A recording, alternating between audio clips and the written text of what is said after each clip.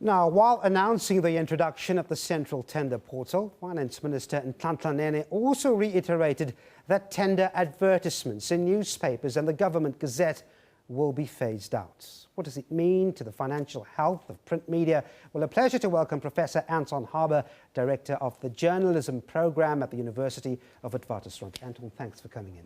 Thank you. Can we tell how big of an impact this will be, the pullout of advertising from newspapers, on the media industry in general, particularly print? Well, government as a whole is one of the biggest advertisers in the country. This is clearly only a section of government advertising, but coming as it does after a series of blows to advertising the print media, it adds up to something quite serious for some newspapers, because they tend to use some newspapers for tenders more than others.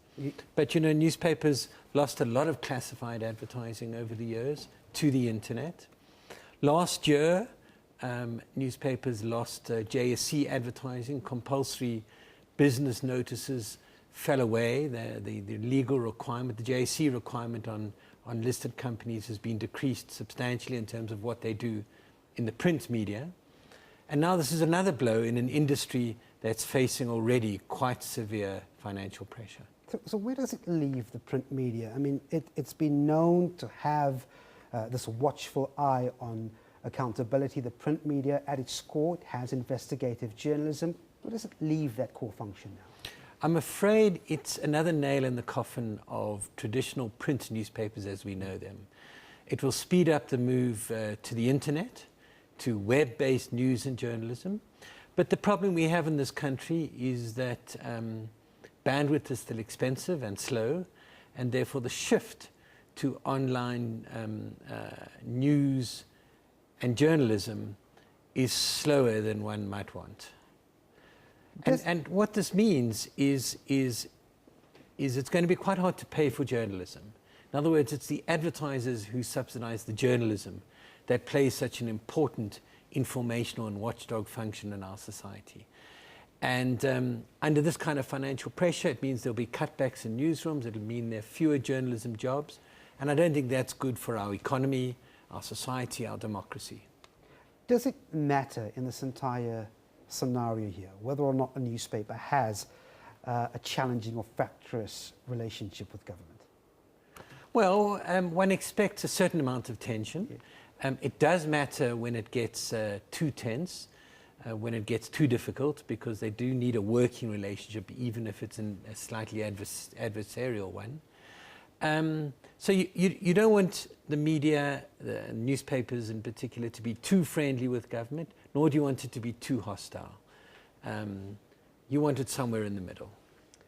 You look, you just pull out some numbers now, and in response to a parliamentary question, recently, we see that the New Age benefiting something like 10 million rand for last year from government advertising. I mean, if this phase out really will happen, that's a heck of a lot of money to be pulled out, if indeed it is pulled out.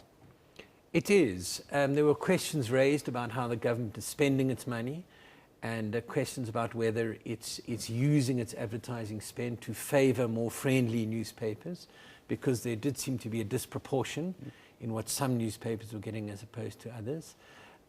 So this will hit newspapers friendly to the government as well as those quite hostile or critical.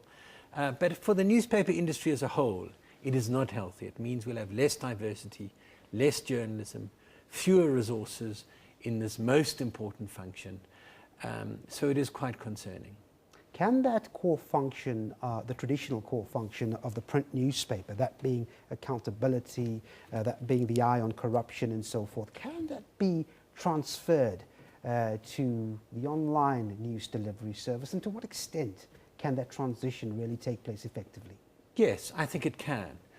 Without any doubt, the tools of the internet are fantastic for that watchdog function, for investigative journalism, for that kind of accountability activity. But what we really need is a concerted push to bring down the cost of bandwidth so that it's available to all South Africans. Because our difficulty is that in moving to the internet, it shrinks the audience, because only about 40% of South Africans have access to the internet. So that's a problem and that's a difficulty. The real great need is for the cost of the internet to come down. And that's where we leave it. Professor Anton Harber from Wits University, thanks indeed for your time.